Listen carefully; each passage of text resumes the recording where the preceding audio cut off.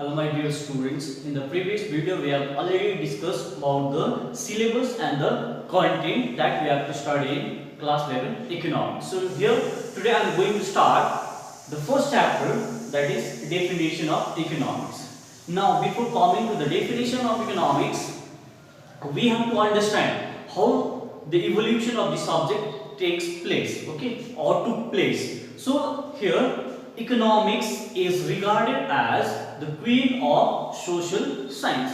In recent years, it has acquired a place to explain the various issues faced by the individual as well as by society. So innumerable questions are there that are faced by we individuals as well as society. So various issues like how the consumer will spend the income on various goods and services. Okay, what type of goods or commodities that individuals are going to consume, and on what type of commodity the consumers are going to spend more income, and the type of commodity in which the consumers are going to spend very less income. Similarly, not only consumers, the producers are also facing lots of issues, okay, or problems while taking any economic decisions. So that economic decisions like what type of commodity they should produce,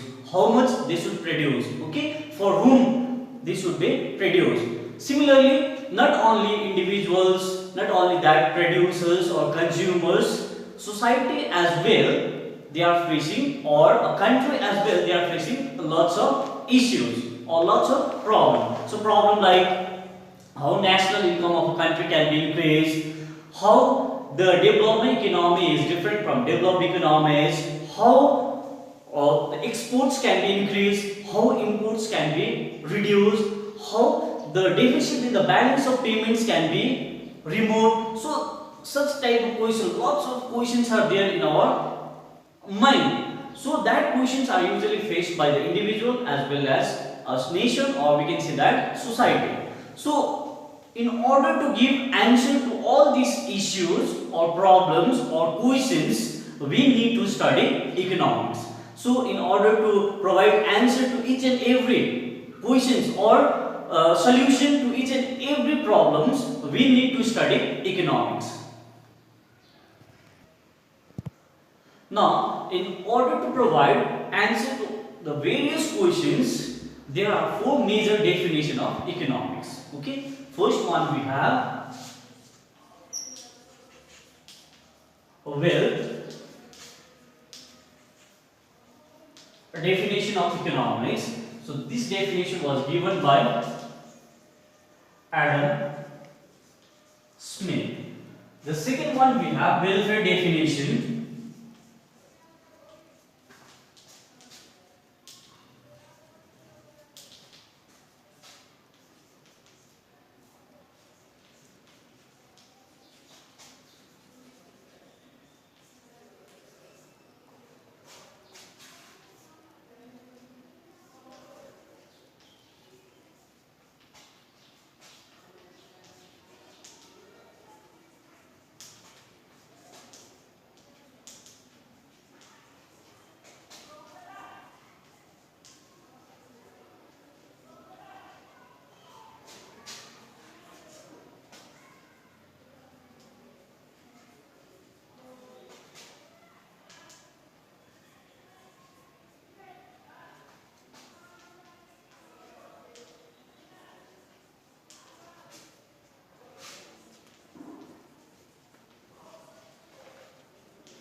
Okay, so there are four major definitions. First, we have a wealth definition. This definition was given by Adam Smith. The second one, we have welfare definition given by Alfred Marshall. The third one, we have scarcity definition given by Lionel Robbins. And the fourth one, we have growth-oriented definition given by Samuelson. So these are the four major definitions. So various issues, as I have already discussed, the various questions that we face, okay, as an individual or as a society. So in order to provide the answer to the various questions, the four major definitions are very important. Now what we'll do that we'll discuss These four major definitions one by one. So here we have to study about the definitions, their features as well as their criticisms. Okay, so first definition we have wealth definition of economics. So this definition was explained by Adam Smith. So Adam Smith is also known as father of economics. Okay, he is the first one to give the concept about the economics or the wealth. Okay, what is a wealth? Now, in year 1776, he has published one book, and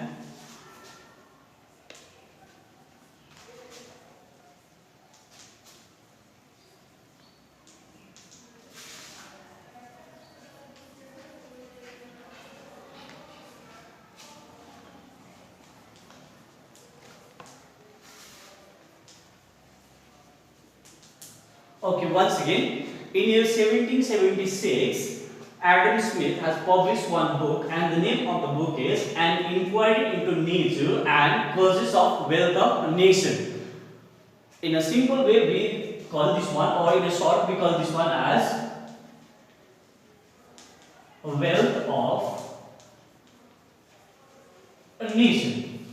Now here, in this book, he has defined the economics, okay, in the terms of wealth. So in this definition, what it says that economics is the study of wealth. Okay, economics is a science which studies the wealth. So how the wealth can be accumulated, how wealth can be earned, what things should be considered as a true wealth. So everything he has explained in his book. Okay, that is wealth of nation. In simple language, wealth means money. Okay, but in economics, wealth is defined in a different way. So wealth is that goods and services which satisfy human wants. So according to Adam Smith, what it says that wealth consists of goods and services. He did not consider money as a true part of wealth or a real wealth.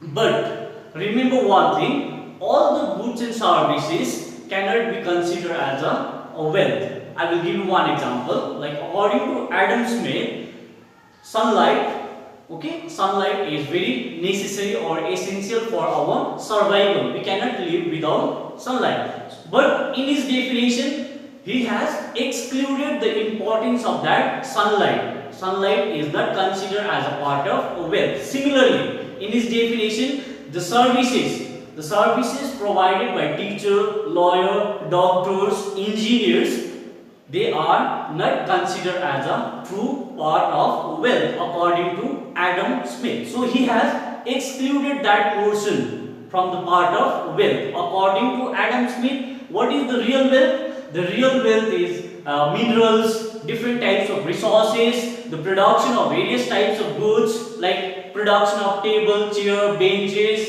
pen, pencil, eraser. So these all are the things which consist the true wealth. According to Adam Smith, money is not a real wealth. So what he has mentioned? He has mentioned that wealth includes various types of productive resources. Okay, and that resources includes maybe minerals, okay, gold, silver, maybe forest, maybe production of various types of goods, production of eatable items, production of various furnitures. Okay, so these are the true part of wealth according to Adam Smith. Okay, next we are going to discuss the features of wealth definition. Okay, what are the characteristics? What should be the characteristics of wealth definition given by Adam Smith? So first one we have study of wealth. Okay, according to this definition or according to Adam Smith, what he says that economics is the study of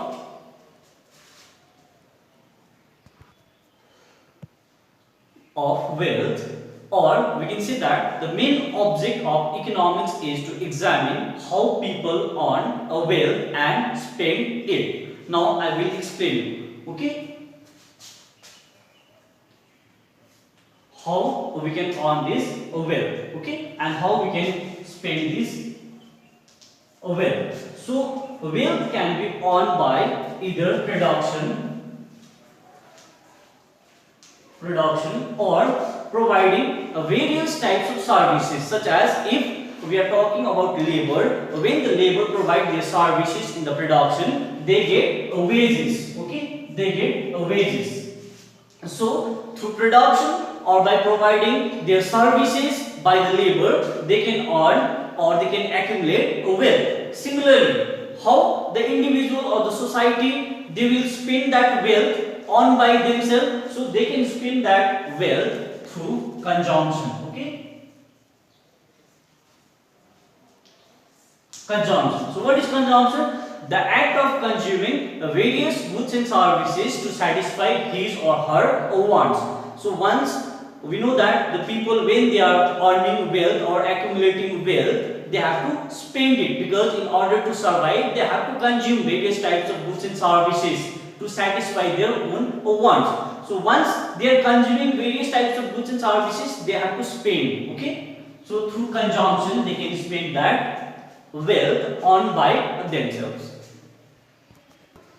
Now the second feature we have economic myth. So according to these characteristics, Adam Smith says that the person who is self-interested, self-centered, they can only earn a wealth or they can only accumulate a wealth. Okay, so here the person who is self-interested, they can increase their wealth by material gains. Okay, material gains means by production or by accumulating various types of resources, they can increase wealth. Now the third feature we have study of material goods. So according to Adam Smith, what it says that economics is the study of material goods or tangible goods. Okay.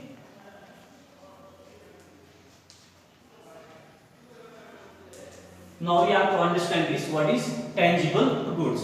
So the goods which we can touch, feel, handle, control, that type of goods is called tangible goods or material goods. So these tangible goods include table, chair, benches. This type of goods are considered as a tangible goods. So according to Adam Smith, as I have already mentioned in his definition, what he has done that he has excluded some of the services, like services provided by teacher, lawyer, doctors, because according to him, what he thinks that it does not contribute anything in the production to increase the wealth. So he has excluded the services of doctors, lawyers, teacher. Okay. So in his definition, he has only talked about the material goods, the goods which we can touch, feel, handle, control. Okay, example I have already mentioned you, table, chair, benches. So this type of goods are considered as a tangible goods, and in his definition, only this type of material goods or the tangible goods are the true part of wealth.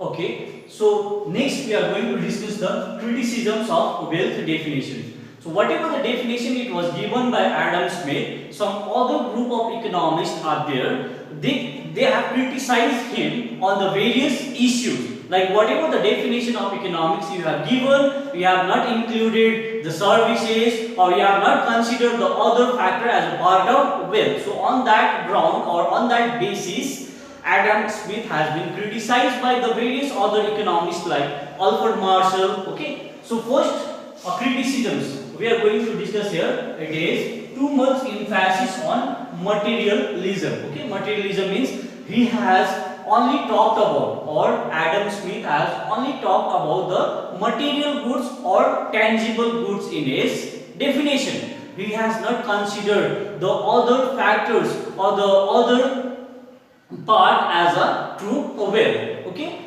there are various issues that is also very important, like love, affection, okay, care. That is also very important issues but he has excluded that things from his definition. The various services he has excluded, as well as the various factors like love, affection are also excluded from his definition. So on this basis, the various economists has criticized him that whatever the definition of economics you have given, that is not correct or appropriate. Okay.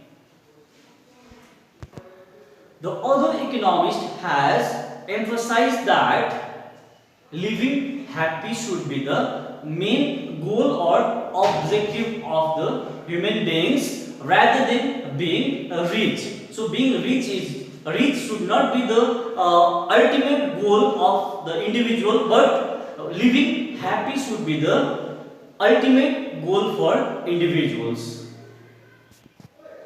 Now the second criticisms we have, it ignores the other problems of an economy. So according to Adam Smith, he has only focused, or he has given the central point to wealth only, but he has neglected, he has ignored the other economic issues. Okay, so other economic issues like poverty, unemployment, inflation, so he has talked nothing about all these issues. So on this ground, the other economist says that whatever the definition of economics you have given, that is not appropriate or that is not correct. Okay, so we can say that whatever the wealth definition we have learned, that is a narrow concept of definition of economics.